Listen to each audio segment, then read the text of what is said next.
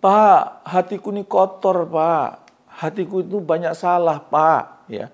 Dan kemudian saya sering gelisah karena ini, Pak. Padahal hati itu mempengaruhi perasaan. Perasaan mempengaruhi pikiran. Pikiran mempengaruhi tindakan. Tindakan mempengaruhi kebiasaan. Kebiasaan mempengaruhi karakter. Karakter mempengaruhi nasib. Berarti, Pak, kalau hati saya ini kotor, Pak. Berarti hidup saya itu nasib nanti jadi kotor, Pak.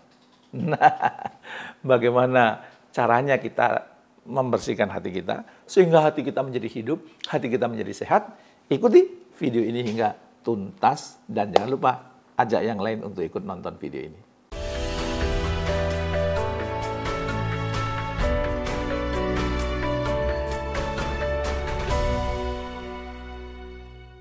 Saya pernah memberikan materi tentang bagaimana sih proses pembentukan nasib, ya. Dan proses pembentukan nasib itu saya terinspirasi dari konsep yang ditawarkan oleh Robert Cooper. Kata Robert Cooper, nasib seseorang itu dipengaruhi oleh karakternya. Ya. Karakter seseorang itu dipengaruhi oleh kebiasaannya. Kebiasaan seseorang itu dipengaruhi oleh tindakan yang berulang-ulang, ya.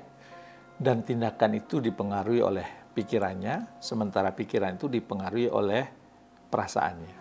Ya, jadi perasaan kita itu mempengaruhi pikiran kita, pikiran itu mempengaruhi tindakan, tindakan yang berulang-ulang jadi kebiasaan, kebiasaan yang menjadi mendarah daging itu menjadi karakter, dan karakter itu kemudian menjadi nasib. Maka saya katakan berarti yang sangat menentukan kehidupan kita adalah perasaan kita, ya. Dan perasaan itu ditimbulkan dari mana? Dari qalb, dari suasana batin kita, dari suasana hati kita. Maka ketika saya menjelaskan itu, ada yang mengajukan pertanyaan, Pak, bagaimana Pak caranya membersihkan hati kita, Pak?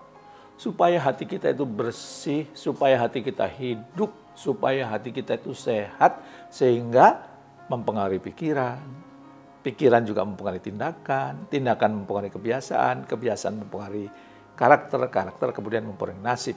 Ya, berarti yang perlu kita benahi kan suasana hati kita, Pak, ya, kejernihan hati kita, Pak. Maka saya ingin mengajukan pertanyaan kepada Pak Jamil nih, bagaimana caranya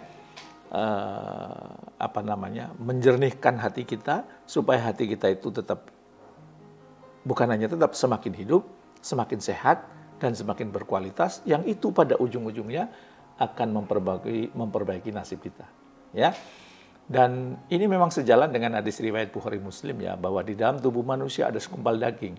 Kalau segumpal daging baik, maka baik seluruh tubuh manusia. Dan kalau segumpal daging itu buruk, maka buruk seluruh tubuh manusia. Dan segumpal daging itu adalah hati manusia. Jadi hati itu mempengaruhi perasaan, perasaan mempengaruhi pikiran, pikiran mempengaruhi tindakan, tindakan mempengaruhi kebiasaan, kebiasaan mempengaruhi karakter, karakter mempengaruhi nasib. Nah, ketika mendengar pertanyaan itu, maka saya teringat, ya, dari sebenarnya banyak cara sih bisa kita lakukan untuk menjernihkan hati kita, ya. Tapi saya teringat dengan ilmu yang saya pelajari ketika saya belajar tasawuf, gitu ya. Ternyata untuk kemudian melakukan pensucian diri kita, pensucian jiwa kita, pensucian atau hati kita itu, maka ada 3 cara yang perlu kita lakukan, ya. Yang pertama adalah takholli. Takholli itu mengosongkan diri dari sifat-sifat yang tercela, ya. Jadi penyakit hati itu banyak dan itu perlu dibersihkan, ya.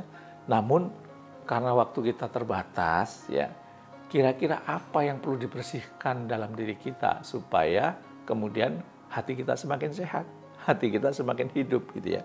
Ya, kalau menurut saya setidaknya 3 hal yang paling mendasar yang perlu Anda bersihkan, hilangkan. Kalau nggak bisa dihilangkan, ya dikurangi supaya itu tidak ada dalam diri Anda. Yang pertama itu apa? Sombong. Karena sombong inilah yang membuat kemudian iblis diusir oleh Allah dari surga, ya. Dan yang kedua adalah serakah. Nah, karena serakah ini juga lah yang membuat Nabi Adam juga diusir dari surga. Dan kemudian iri atau dengki, karena inilah yang menyebabkan kemaksiatan pertama kali di dunia itu saling membunuh, ya. Dan ini ditegaskan dalam sebuah hadis, ya, riwayat hadis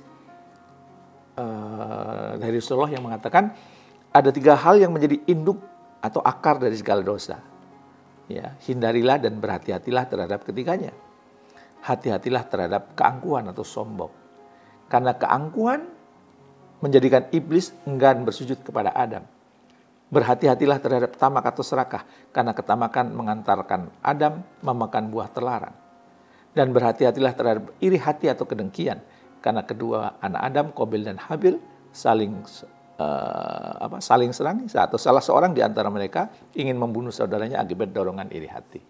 Ya, jadi ayo bersihkan penyakit hati kita. Ya, yang 3 ini, yang bonggolnya ini dibersihkan dulu, yang lain-lainnya nanti bisa dibersihkan secara bertahap. Jadi sombong itu bentuk loh ya, banyak modelnya ya. Merasa berilmu, sombong loh ya. Merasa lebih berpengalaman, merasa lebih senior, merasa lebih baik ya dibandingkan yang lain gitu ya. Serakah itu tidak hanya ngambil jatah orang lain ya. Boleh jadi kita ketika diberi proyek padahal kita nggak menguasai, kita ambil saja gitu ya. Padahal ada orang yang lebih kompeten gitu ya. Yang penting uang masuk gitu. Itu bagian dari serakah ya.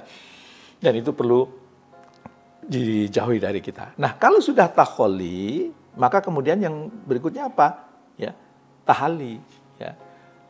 Tahali itu apa? Menghias diri kita itu dengan hal-hal yang terpuji. Ya. Melakukan banyak kebaikan. Ya. Melakukan banyak energi positif, berbuat energi positif. Ya. Yang itu membuat kita semakin terpuji. Tahali ini. Ya.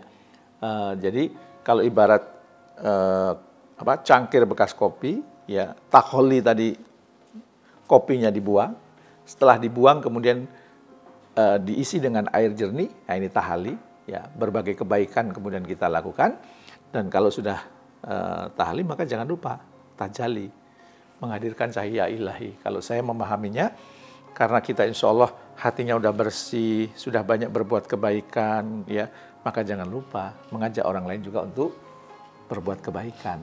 Kalau Anda pemimpin, maka lahirkan pemimpin yang lebih hebat dari Anda. Kalau Anda trainer, maka lahirkan trainer yang lebih hebat dari Anda.